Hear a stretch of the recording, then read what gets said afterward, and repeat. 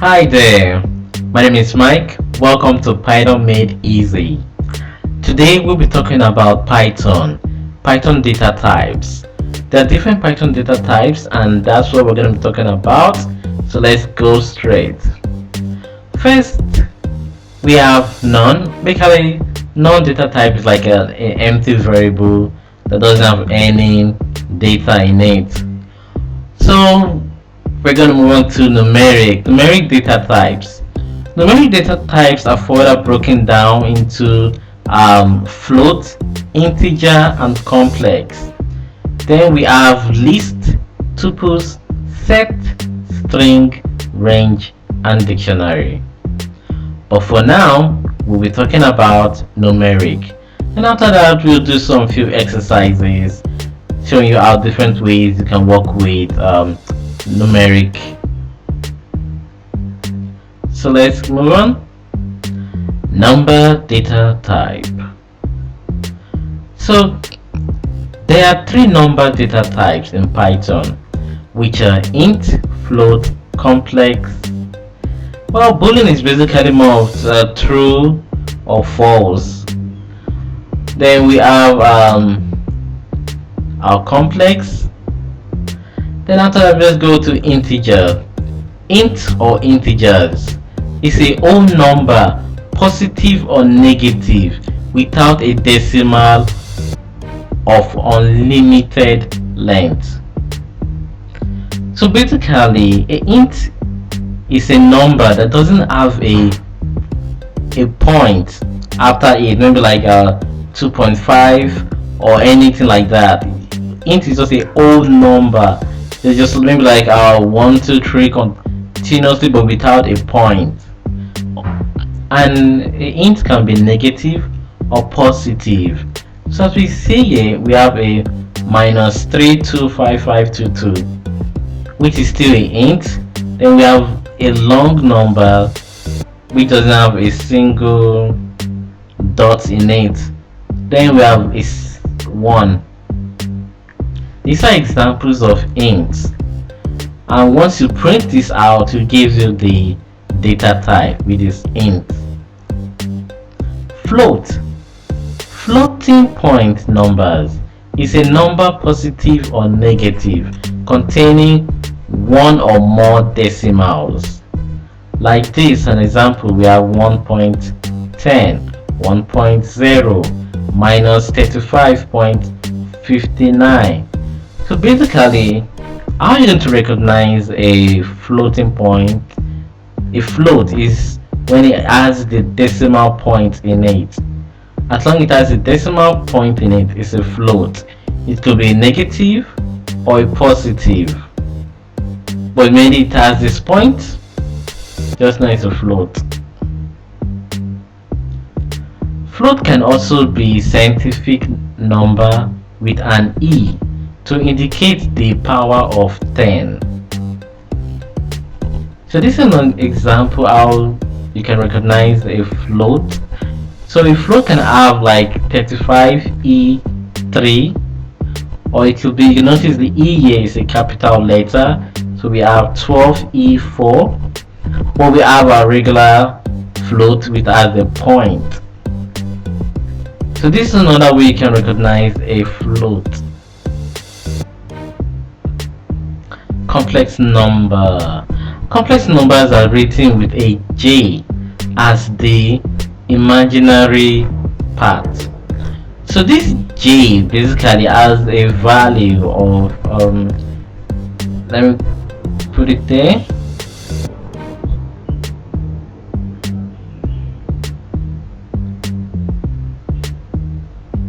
Yeah, of -1.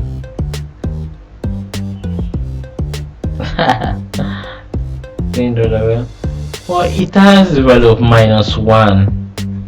So basically, we can have something like a plus 3j, with the a can be replaced with a number. Okay,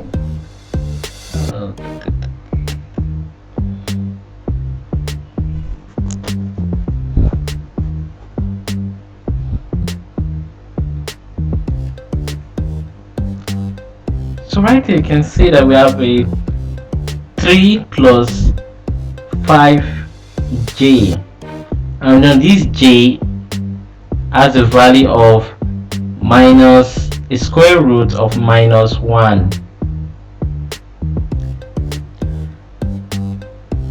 So we have a negative and we also have a positive. Okay, that's what we have on numeric numbers. Now let's go straight into some examples. Okay, right now I'm going to show you how you can print out the value and see which type of data that is inside each variable if we were just given the variable alone. Okay, so right now I'm gonna run it. So after I run this, I'm going to print out the type of data that's inside here. So you can see class int. So all these values are all integers, and you can also do some maths calculations and also store the value into this variable called box.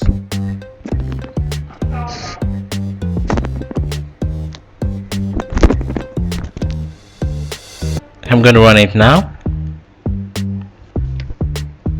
And also you can also do a multiplication and a division, and also you can minus.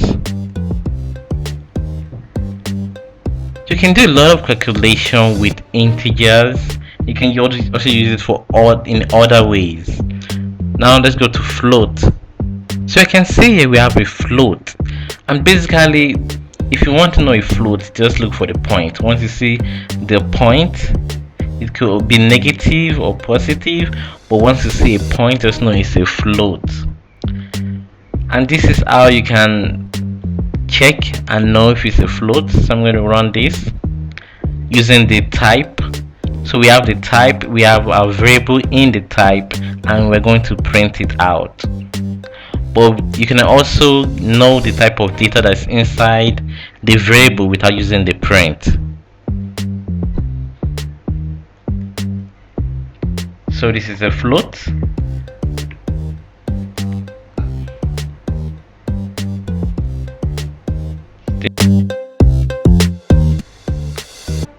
Float.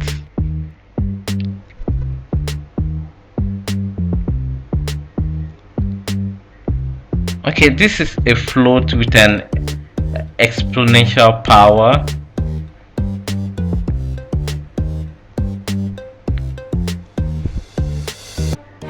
Okay, this is another example of a float right here, and you can see the data type float.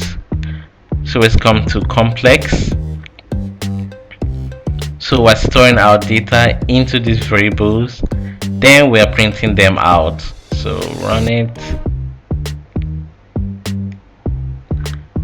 I can see this is complex. It's another example of complex. Then print complex. So this is how it looks when you're checking the data type of a variable. Okay, thanks for watching. Please subscribe for more video on Python, breaking it down, making it easy for you to learn. Bye.